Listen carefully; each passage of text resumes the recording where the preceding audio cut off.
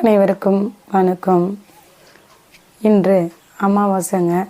ஒவ்வொரு அமாவாசைக்கும் இங்கே வந்து பாப்பாவுக்கு படையல் வைப்பேன்.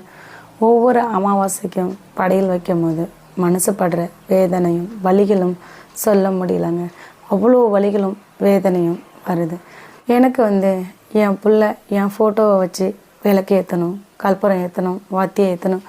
எனக்கு என் பிள்ளை அமாவாசை விரதம் இருக்கணும். ஆனால் இந்த கடவுள் வந்து கொஞ்சம் கூட கருணையே இல்லாமல் எனக்கு இப்படி ஒரு தண்டனையை கொடுத்ததை நினச்சி ஒவ்வொரு நாளும் மன வேதனைகளோடும் வலிகளோடும் வாழ்ந்துக்கிட்டு இருக்கங்க. நமக்கு நம்ம பிள்ளை செய்ய வேண்டிய அத்தனையும் நம்ம பிள்ளைக்கு நம்ம செஞ்சிட்டு இருக்கோம். இதுக்கு காரணம் யார் அப்படின்னு பார்த்தீங்கன்னா, அந்த பள்ளிக்கூடத்துக்காரன் என் பிள்ளைய வந்து கண்டிப்பாக நல்லபடியாக பார்த்துக்குவான், நல்லா சொல்லி கொடுப்பான் அப்படிங்கிற ஒரு நம்பிக்கையில் படிக்க அனுப்பி வச்சேன். ஆனால் பார்த்தீங்கன்னா அந்த பரதேசி நாய்ங்க ஏன் எதனால என் பிள்ளைய கொலை பண்ணனானுவோ அப்படிங்கிற காரணமே தெரியாமல் இந்த நாள் வரைக்கும் இருந்துக்கிட்டு இருக்குது. என் குழந்தைய என்கிட்ட இருந்து பிரித்து இந்த உலகத்தை விட்டு அனுப்பினதுக்கு விதி காரணமே கிடையவே கிடையாதுங்க. கண்டிப்பாக சொல்கிறேங்க, அந்த பள்ளிக்கூடத்துக்காரன் செஞ்ச ஒரு சதி தாங்க என் பிள்ளையோட உயிர் போயிருக்கு. அந்த புறம்போக்கு நாய்ங்க அன்னைக்கு இரவு என் பிள்ளைய என்ன பண்ணானுங்க அப்படிங்கிறது உலக மக்களுக்கு கண்டிப்பாக இந்த போலீஸ்காரங்க நினச்சிருந்தா, இந்த திராவிட மாடல் அரசு நினச்சிருந்தா என் பிள்ளைக்கு அன்னைக்கு இரவு என்ன நடந்தது அப்படிங்கிறது எல்லாருக்குமே தெரிஞ்சிருக்குங்க. ஆனால் போலீஸ்காரங்களும் இந்த திராவிட மாடல் அரசும் அதை மூடி மறைக்கிறதுக்கு தான் வேலை பார்த்தாங்களே தவிர பிள்ளைக்கு நீதி கிடைக்கணும், என்ன நடந்தது, ஏன் இந்த நாய்ங்க இந்த மாதிரி பண்ணனானுங்க, அதுக்கான காரணம் என்ன, அவனுங்களுக்கு வந்து தண்டனை கொடுக்கணும் அப்படிங்கிற எண்ணம் இந்த போலீஸ்காரங்களுக்கும் கிடையாது. இந்த திராவிட மாடல் அரசுன்னு சொன்னாங்க பார்த்தீங்களா, அவங்களும் கண்டுக்கவே கிடையாதுங்க. இப்படியா காலங்கள் ஓடிடுச்சு. இப்போ வந்து பார்த்திங்கன்னா வருகிற ஜூலை 12 வந்துச்சுன்னா நினைவு நாள் வரும் பாப்பாவுக்கு. இந்த ஜூலை 12ஓடு 4 வருஷம் முடிய போகுதுங்க.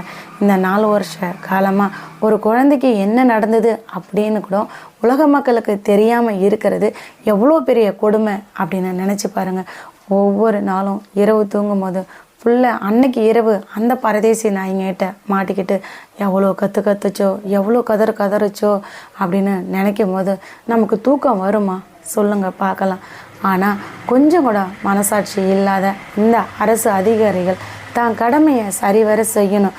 ஆனால் தான் கடமையை சரிவர செய்யாமல் அந்த குற்றவாளிகளுக்கு துணை போய்கிட்டு இருக்கிறாங்க.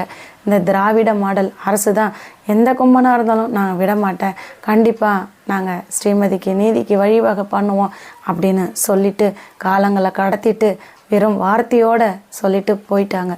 இப்போ வந்திருக்கக்கூடிய டிவிக்கு ஆட்சி பிள்ளைக்கான நீதியை நிலைநிறுத்துவாங்களா, குற்றவாளிகளுக்கு தக்க தண்டனை கிடைக்குமா, பிள்ளைய அந்த பரதேசி நாய்ங்க ஏன் இதை நல்லா பண்ணினாங்க, அதுக்கு என்ன காரணம் அப்படிங்கிற பல உண்மைகள். பிள்ளையோட உயிர் மட்டும் இல்லைங்க, இதுக்கு முன்னாடி அந்த பள்ளிக்கூடத்தில் பல உயிர்கள் வந்து போயிருக்கு. அந்த உயிர் போனதுக்கும் என்ன காரணம், எதனால இந்த மாதிரி பண்ணுறாங்க அப்படிங்கிற எல்லா உண்மைகளும் வெட்ட வெளிச்சத்துக்கு வருமா, அந்த பள்ளிக்கூடத்தை அரசோடமையாக ஆக்குவாங்களா, இப்படி பல கேள்விகள் இருக்குது. இதுக்கு எல்லாமே வந்து பார்த்திங்கன்னா தமிழக வெற்றி கழகம் இப்போ இருக்கக்கூடிய முதலமைச்சர் விஜய் அவர்கள் என்ன நடவடிக்கை எடுப்பார் அப்படின்னு தெரியல. பொதுமக்கள் ஆகிய நீங்களும் ஒவ்வொருத்தவங்களும் முதல்வர் அவர்களுக்கு மனு போடுங்க. நானும் கண்டிப்பாக சொல்கிறேங்க, சட்டத்துறை அமைச்சரை அணுகியும் இந்த மாதிரி பிள்ளைக்கு நடந்த கொடுமையும் சட்டம் நமக்கு என்னென்ன செய்ய தவறு இருக்குது அப்படிங்கிறதையும் சட்டத்துறை அமைச்சர்கிட்ட அணுகி சொல்லுவோங்க. அது மட்டும் இல்லாத கல்வித்துறை அமைச்சர்கிட்டையும் படிக்க போன ஒரு குழந்தைக்கு இவ்வளோ பெரிய கொடுமை நடந்திருக்கு அப்படிங்கிறதையும் எடுத்து சொல்லுவோங்க, மனுவாக கொடுப்போங்க. அது மட்டும் இல்லாமல் தமிழக முதலமைச்சர் அவர்கள்கிட்டையும் கண்டிப்பாக ஸ்ரீமதிக்கு நடந்த ஒரு கொடுமையை நம்ம கண்டிப்பாக சொல்லணுங்க. தமிழக முதலமைச்சர் அவர்கள் என்ன நடவடிக்கை எடுப்பார் என்னன்னு தெரியல. கண்டிப்பாக அவர்கிட்ட நேரில் போயிட்டு மனு கொடுப்போங்க. அவர் நடவடிக்கை எடுப்பார் அப்படிங்கிற முழு நம்பிக்கை எல்லாருக்குமே இருக்குது.